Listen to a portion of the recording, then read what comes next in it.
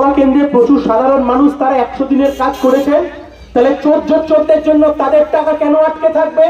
কেন বিজেপির কেন্দ্রের সরকার আজ অব্দি একটা কোনো এফআইআর করলো না 100 দিনের কাজের নিয়ে? তার কোনো উত্তর বিজেপি আজকে দিতে পারবে না। আর অন্যদিকে তৃণমূল শেখ শাহজাহানকে বাঁচানোর জন্য সুপ্রিম কোর্টে গিয়ে কোটি কোটি টাকা মামলা করে এসছে, নিজের ভাইপোর জন্য কোটি কোটি টাকা খরচ করে সুপ্রিম কোর্টে মামলা করেছে, কিন্তু 100 দিনের কাজের জন্য কেন রাজ্যের সরকার বা তৃণমূল কংগ্রেস একটা কোনো মামলা সুপ্রিম কোর্টে করেনি? এই প্রশ্নের উত্তর আজকে তৃণমূল কংগ্রেসকে দিতে হবে। একটা রাজ্যের সরকার এমন কোন জিনিস নেই যা নিয়ে চুরি করলো না, দুর্নীতি করলো না। গরু পাচার, কয়লা পাচার, SSC, TET, Saradha, Rose Valley, iCore, chit fund, Narada, এই দুর্নীতি ওই দুর্নীতি, নিয়োগ দুর্নীতি, পৌরসভার নিয়োগ দুর্নীতি, বিধবা ভাতার দুর্নীতি, 100 দিনের কাজের দুর্নীতি, রেশনের দুর্নীতি, দুর্নীতি দুর্নীতি দুর্নীতি, চারিদিকে কোটি কোটি টাকা দুর্নীতি করে বসে আছে।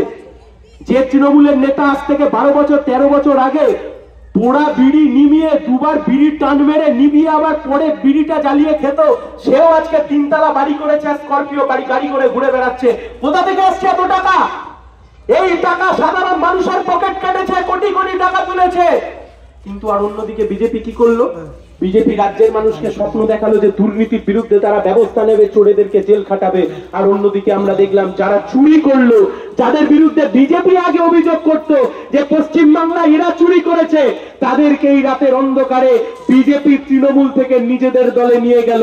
তৃণমূলে থেকে খেয়ে পেট মোটা করে দুর্নীতির টাকায় ভরল পকেটে, আর বিজেপিতে গিয়ে সাধু হয়ে গেল। আমরা বলছি এই বোঝাপড়া চলবে না। যারা চুরি করেছে তাদেরকে গারদের মধ্যে যেতে হবে, বিজেপিতে গিয়ে তুমি সাধু হতে পারবে না।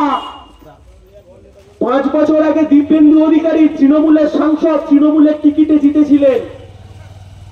প্রশ্ন করবেন না আজকে দিব্যেন্দু অধিকারী মানুষের জন্য কোন কাজ করলেন, তমলুকের মানুষের জন্য কোন কাজ করলেন? 5 বছর ধরে তৃণমূলের সাংসদ। যেই ভোট এলো অমনি দিব্যেন্দু অধিকারী 5 দিন আগে দিল্লিতে গিয়ে বিজেপিতে যোগদান করে নিলেন। আমরা আপনাদের কাছে জানতে চাইছি, পশ্চিম বাংলার দুটো পরিবার, একটা কালীঘাটে মমতা ব্যানার্জির পরিবার, আর একটা কাঁথিতে শান্তিকুঞ্জ শিশির বাবুর পরিবার।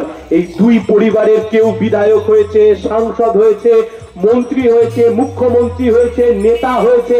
আর এদের আন্দোলনের জন্য নন্দীগ্রাম থেকে শিল্প তাড়িয়ে, হলদিয়া থেকে শিল্প তাড়িয়ে, বাংলা থেকে শিল্প তাড়িয়ে নিজের ছেলে মেয়েদেরকে এরা নেতা বানিয়েছে, কোটি কোটি টাকা পকেটে পুড়েছে, আর বাদ বাকি ছেলে মেয়েদের হাতে বাটি ধরিয়ে দিয়েছে। অন্য রাজ্যে আজকে চাকরি করতে যেতে হচ্ছে, এই অঞ্চলের ছেলে মেয়েদেরকে পরিযায়ী শ্রমিক হতে হচ্ছে। কেন? এমনটা তো হওয়ার কথা ছিল না। এই প্রশ্নের উত্তর আজকে জানতে চাইবেন না? দুর্নীতির জন্য দিল্লির মুখ্যমন্ত্রীকে সিবিআই গ্রেফতার করতে পারে, যে দুর্নীতি 2021 সালে হয়েছে। তাহলে যে দুর্নীতি 2012, 13, 14 সালে হলো, সেই দুর্নীতির জন্য পশ্চিম বাংলার মুখ্যমন্ত্রীকে এখনো কেন ইডি বা সিবিআই থেকে জেরা করতে পারে না? জেরা করে না তার কারণ দিল্লির বিজেপির নেতারা তৃণমূলের মাথায় হাত দিয়ে রেখেছে। সেটিং বোঝাপড়া পরিষ্কার। দিল্লিতে মোদি আর কলকাতায় দিদি, রাজ্যের সরকারে দিদি থাকবে আর কেন্দ্রের সরকারে মোদি থাকবে, আর দুজনে মিলে লুটপাট চালাবে, মানুষকে কষ্টের মধ্যে রাখবে। তাই আমরা বলছি এই লড়াই আমরা লড়ছি। আমাদের দাবি বেকার যুবককে চাকরি দিতে হবে, 100 দিনের কাজের টাকা দিতে হবে, 100 দিনের কাজকে 200 দিনের কাজ করতে হবে।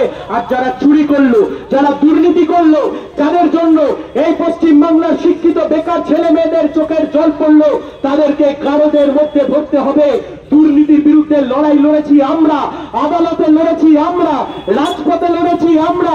আপনি কোথায় ছিলেন শুভেন্দু বাবু?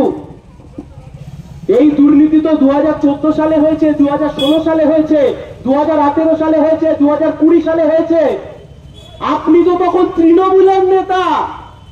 পশ্চিম বাংলায় তৃণমূলের যা যা দুর্নীতি, শুভেন্দু অধিকারী তখন তৃণমূলের নেতা। তাহলে আপনি শুভেন্দু অধিকারী তৃণমূলের থেকে দুর্নীতিগুলোকে সব বাহবা দিলেন, আর আজকে বিজেপিতে গিয়ে আপনি বলছেন কৃষ্ণ কৃষ্ণ হরে হরে, বিজেপি ঘরে ঘরে, শুভেন্দু ঘরে ঘরে। আমরা বলছি তুমি এত সহজে সাধু হয়ে যেতে পারো না। এই পূর্ব মেদিনীপুর, পশ্চিম মেদিনীপুর আর ঝাড়গ্রাম জেলা থেকে গ্রুপ ডিতে যে নিয়োগ দুর্নীতি হয়েছে, তোমার গ্রিন সিগন্যাল ছাড়া, তোমার সবুজ সংকেত ছাড়া এ পশ্চিম বাংলায় এই 3টে জেলায় চাকরিতে যে দুর্নীতি হয়েছে, আর তোমার গ্রিন সিগন্যাল ছাড়া যে চাকরি হয়নি, বাংলার মানুষ তা খুব ভালো করে জানে। আমরা বলছি জিনিসপত্রের দাম কমাতে হবে। বিজেপি আর তৃণমূল চাইছে ধর্মের ভিত্তিতে রাজনীতি করতে। রাম, রবি, মন্দির, মসজিদ এই সব কিছুকে নিয়ে রাজনীতি করতে চাইছে। আমরা বলছি ধর্ম ছিল, ধর্ম আছে, ধর্ম থাকবে। আরে ধর্ম আপনার অধিকার, কে আপনাকে ধর্মকে আপনার কাছ থেকে কেড়ে নেবে? কেউ কেড়ে নিতে পারবে না। শুধু এরা আজকে ধর্মের প্রশ্রয় নিচ্ছে কেন?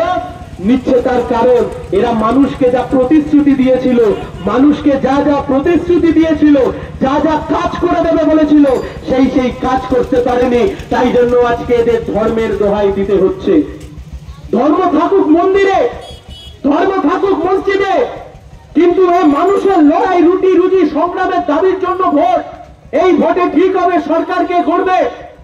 এই কারেন্টের দাম, ইলেকট্রিসিটির দাম, বিদ্যুতের দাম কমবে না বাড়বে? ভারতবর্ষের ছেলে মেয়েরা তাদের চাকরি হবে কি হবে না, তাই ভোটের মধ্যে দিয়ে ঠিক হবে। তাই আমরা বলছি এই লড়াই আমরা লড়ছি। আমরা চাই বেকার যুবকের চাকরি, আমরা চাই মানুষ যাতে মানুষের মতো করে মাথা তুলে বাঁচতে পারে। তাই জন্য এই লড়াই লড়ছি।